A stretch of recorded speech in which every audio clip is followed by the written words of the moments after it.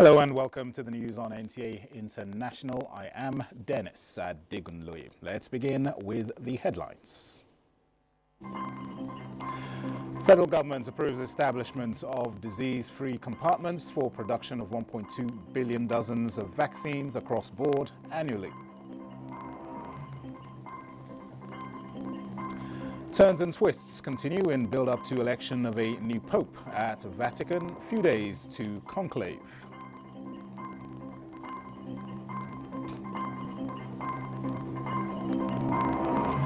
And Romanians vote in a rerun of November's annulled presidential election.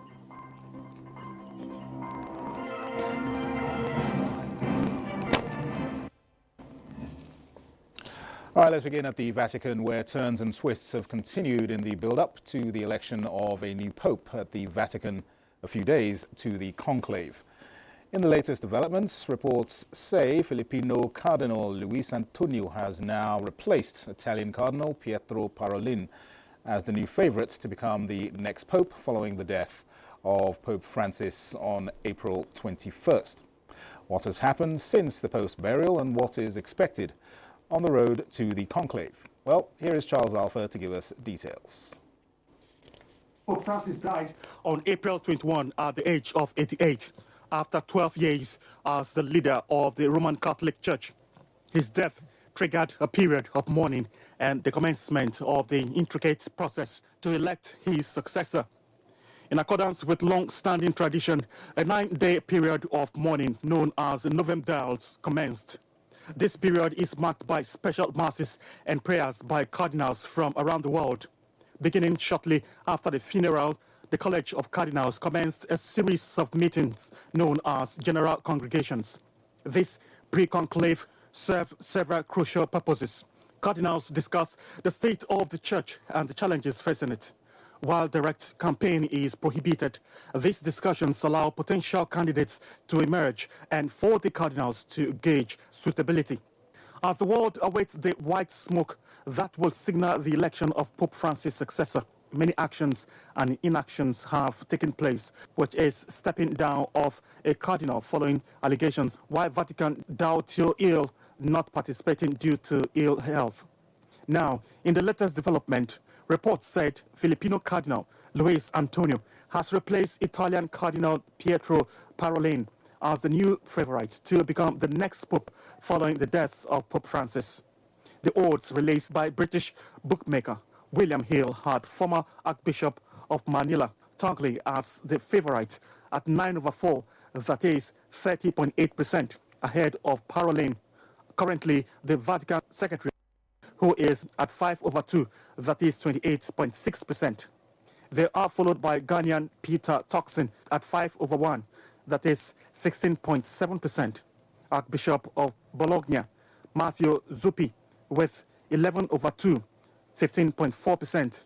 Hungarian Primate Peter Edo with 7/1, 12.5%. Latin Patriarch of Jerusalem, Pai Battista Pizzaballa at 18/1, 11.1%. And Guinean Cardinal Robert Sarah with 10/1, 9.1%. This is a noticeable reversal from the odds William Hill offered on April 25, when it had Parolin in the lead with 5/2. That is 28.6%, followed by Tagley with 11/4, that is 26.7%, and Turkson with 11/2, 15.4%. A strict priest, a missionary, a Lutheran convert, another report has said, are all considered front runners to be the next pope. It said there are no official candidates for the papacy, but some cardinals are considered papabile or possessing the characteristic necessary to become pope. But if Tagley, who currently heads the dicastery for evangelization, is elected, he will be the first Asian to be the pope. Charles Alpha, NTAi News. Joining me via Zoom to speak on the process leading to the emergence of a new pope is a Reverend Father Kingsley Mbamara. Thank you for joining us on NTAi International. Thank you for having me. All right, what has happened since the burial of the Pope and what is expected on the road to the conclave? Yes, since following the death of Pope Francis on the 21st of April, the Catholic Church has officially entered a period of mourning and transition, culminating in the upcoming conclave to elect his successor. Pope Francis passed away, remember, at the age of 88, and his funerals held on the 26th of April, and he has since been interred at the Basilica of Maria Maggiore in Rome, honoring his personal wish to be buried there. And as we have already heard, a departure from the tradition of burying popes at St. Peter's Basilica.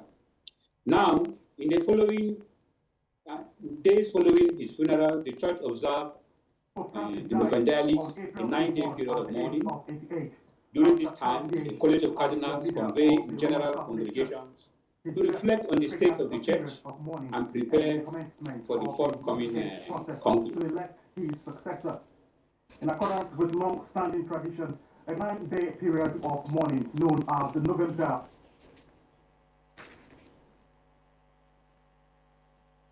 The conclave to elect the next pope is scheduled to begin on the 7th of May in the Sistine Chapel.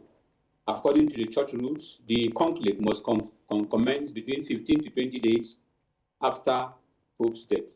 Only cardinals under the age of 80 are eligible to vote. Currently, there are about 135 cardinals.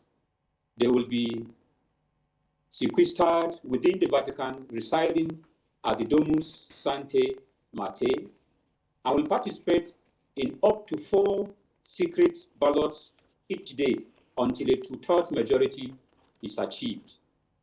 The process is marked by solemnity and tradition. Black smoke from the Sistine Chapel chimney indicates an inconclusive vote, while white smoke from the ringing of bells announce the election of a new pope. Now, Pope Francis was renowned for his dedication to the marginalized, transforming Vatican spaces into shelters and services for the homeless. His passionate approach has set a precedent that many hopes his successor will continue. As the church prepares to elect a new leader, the faithful around the world await the outcome with hope that the next pope will uphold the values of humility, service, and inclusivity that characterize Pope Francis's purpose. All right, Reverend, just tell us, we're hearing that Filipino Cardinal Luis Antonio is the favorite to emerge as the new pope. Just give us your thoughts on this. Well, don't forget there is a saying that he who enters the conclave as a pope comes out as a cardinal. Within Vatican cycles, there is this word called papabili, that is, and within the media also too. These are people who are well known for their influences, not only within the Vatican, but around the world. And such names have always been thrown around as a next successor to the Pope. But as recent history tells us, that such people normally don't emerge as popes. So this may turn out to be the most unpredictable conclave in our recent history. So, but there is no doubt that the Filipino cardinal is very, very popular. And I will not be surprised if at the end of the day, he emerges as pope. And lastly, Reverend Father, do you think there's any prospects or any hope of an African pope emerging? The possibility of electing a black pope in the modern times is a topic of discussion, reflecting the church's global diversity. Remember Cardinal Fridolin Ambongo of Congo is a leading candidate, and his election will signify a historic moment for the church. Additionally, there is also Cardinal Peter Turkson of Ghana, known for his work on social justice and environmental issues. has also been mentioned in past conclaves, though is not currently among the primary contenders. As you know, or as you must have known, remember, the conclave is not like a political campaign based on popularity. No, the conclave is based on the influence of the Holy Spirit on these electors to choose the next pope. All we are praying for at this moment is God to give us a good pope. All right, we certainly await in anticipation who will emerge as the new pope. And for all your insights, Reverend Father Kingsley Mbamara, many thanks for those. Thank you. Now, Sudan's paramilitary rapid support forces on Sunday attacked with drones a military air base at the international airport Red Sea city of Port Sudan. The Sudanese Foreign Ministry says a militia attack in the last 2 days killed almost 300 civilians in the south. This is the first attack on the de facto capital since the Sudanese civil war broke out 2 years ago. Military spokesman Brigadier General Nabil Abdullah said the suicide drones attacked an ammunition depot, a warehouse, and several civilian installations, which he did not specify. He added that there were no casualties. Video shared online and shot minutes after the drone struck showed a large ball of fire, followed by a cloud of dark smoke near the airport's tarmac. Officials say flights were temporarily suspended pending a review of the security situation at the site. Already, a Port Sudan-bound flight from Addis Ababa scheduled for Sunday afternoon was cancelled. Port Sudan has been the de facto capital of Sudan not long after the rapid support forces overran most of Khartoum in the early days of the war. Army Chief General Abdel Fattah al-Burhan escaped there following months in hiding at the armed troops headquarters in Khartoum. In the meantime, 8 men have been arrested in 2 separate counter-terrorism police investigations. 5 were arrested at various locations around England on Saturday as part of a pre-planned investigation into a plot to target a specific premises, the Metropolitan Police has said. 2 aged 29, 1 aged 40 and 1 aged 46 are Iranian nationals. Police said the nationality and age of the 5th were still being established. 3 other men, all Iranian, were arrested in London on Saturday as part of a separate investigation led by the Metropolitan Counter-Terrorism Command. Police said the 2 operations were not connected. All 5 were arrested on suspicion of preparation of an act of terrorism. The men were arrested in Swindon, West London, Stockport, Rochdale and Manchester. They all remain in police custody. All right, let's take a short break. More reports in a moment. Stay with us. Welcome back. President of the ECOWAS Court of Justice, Justice Ricardo Claudio Montero Concalves, has led a delegation on a courtesy visit to the governor of Lagos State, Babajide Sanwo-Olu, as part of preparations for its external court session and public sensitization campaign in Lagos.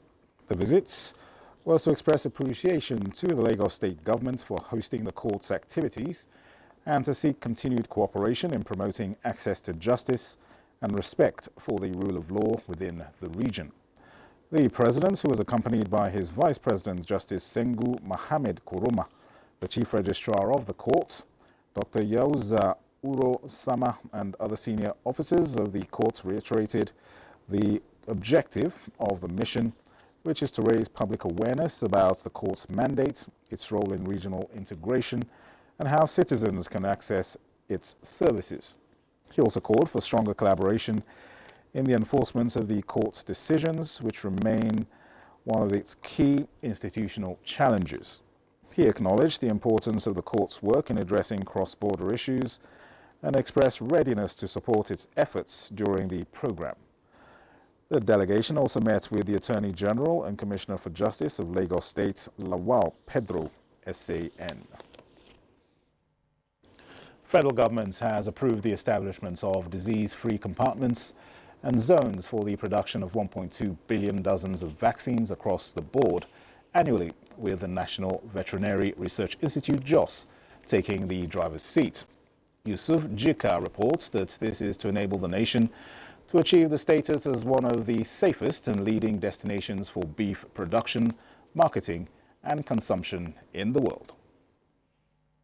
The National Veterinary Research Institute VERM has remained in the heart of the nation's livestock industry for decades, leading key research and discovery clinical solutions to animal diseases. During an inspection tour of some of the facilities at the Institute, Minister of Livestock Development, Idi Mukhtar Meha, said the temper for clinical surveillance, innovation, and vaccines will be prioritized. This new ministry has already had a number of commitment investment proposals from both local and foreign investors, particularly in the red meat industry. There is no way we can approach the international global market of red meat with zoonotic diseases all over the place. We have to be in the position to control all those endemic diseases in this country. We are willing to turn things around. If given the enabling environment, provided with the facilities, we will work. We will make this institute great. We will make Nigeria great. The minister also inspected the 200-capacity heifer cows milkway dairy farm Bokos, where he promised to develop a roadmap and reviving the factory. We must re-inject blood and rejuvenate this area. Milky Way Dairy Farm Bokos must work to provide jobs for our teeming youth, to provide the much needed dairy for our families. Definitely with the partnership we are going into with the federal government, as you have heard the minister say, we will revive this place. A town hall interactive session was later organized in Mangu Town to encourage participation in livestock development and other critical aspects of the industry. In Jos, Yusuf Jika, NTAi News. The managing directors of the 12 river basin development authorities have reiterated their commitment to working in line with a federal government's agricultural policy towards meeting food security and socio-economic development. The managing directors, who made the pledge at the end of a two-day retreat, also agreed to work in strengthening collaboration to making the river basins a great economic booster for the country. Speaking on behalf of the Joint Appointee Forum, the Managing Director, Sokoto Rima Basin Development Authority, Abubakar Malam, said they would be transparent and accountable in all their dealings to turn around the river basins in the country. He said it was common knowledge that river basins had not been working on their mandate due to diverse challenges, saying with the new management in place, sufficient delivery of set goals and objectives would be achieved. He said further that management teams would harness the water resources potential of the various basins towards promoting aquaculture, irrigation farming, and promoting all-year farming. He urged Nigerians to be optimistic that the river basins would support communities, interested private entrepreneurs in agriculture towards meeting the food security goal and wealth creation. And the most value chain activities aim at increasing food production. Development partners, we are sure of getting some equipment like tractors and mills and so many other equipment that we know can boost food production.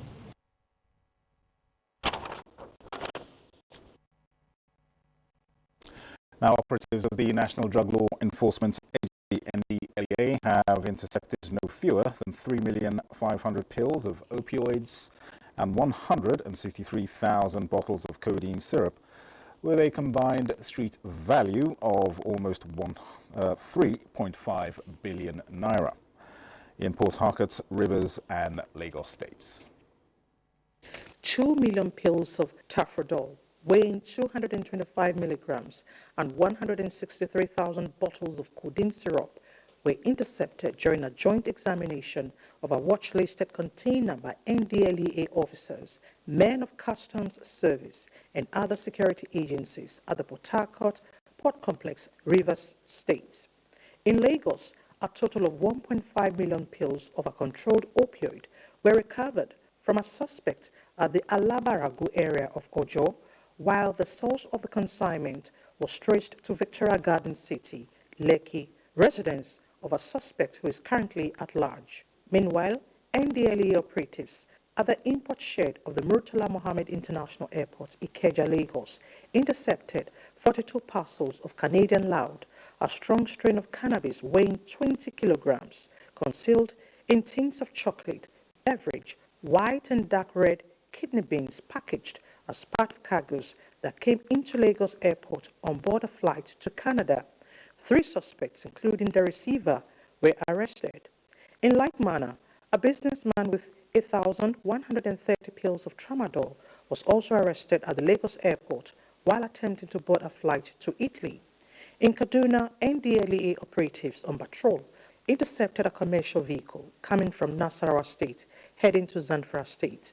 A search of the vehicle led to the discovery of a total of 942 explosives concealed in a sack, and this followed the arrest of a 30-year-old suspect. While Chairman Chief Executive of NDLEA, Real Admiral Mara, directed that the suspect exhibits were transferred to the appropriate security agency for action. In operations, 5 members of the syndicate led by one Minota were arrested in Kano with 50 boxes of interstate operatives and intelligence intercepted a wide box containing assorted opiates from Anambra State heading to Bauchi. The suspect has been taken in custody, capsule of control, and pentazocine injection for intercepted at Boka and Niger State. After 10 months of intake investigation, operators started a wanted claim for his involvement in the importation of more than 2 million pills of tramadol intercepted at Papa.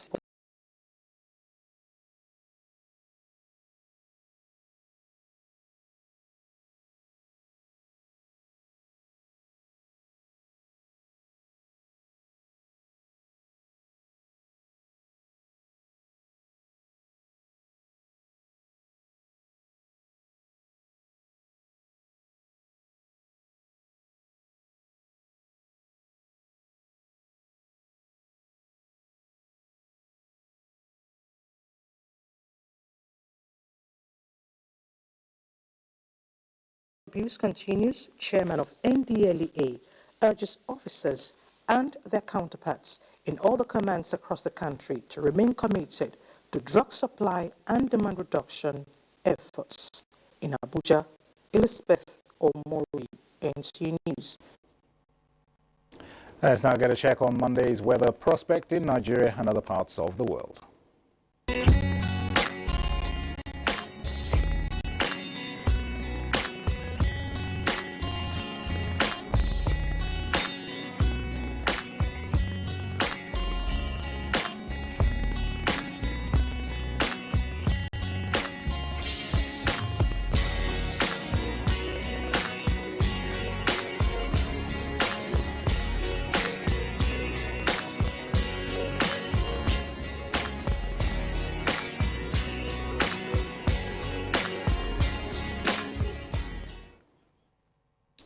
And this is where we end the news on NTAi International. Thanks for watching. I am Dennis Adigunloye.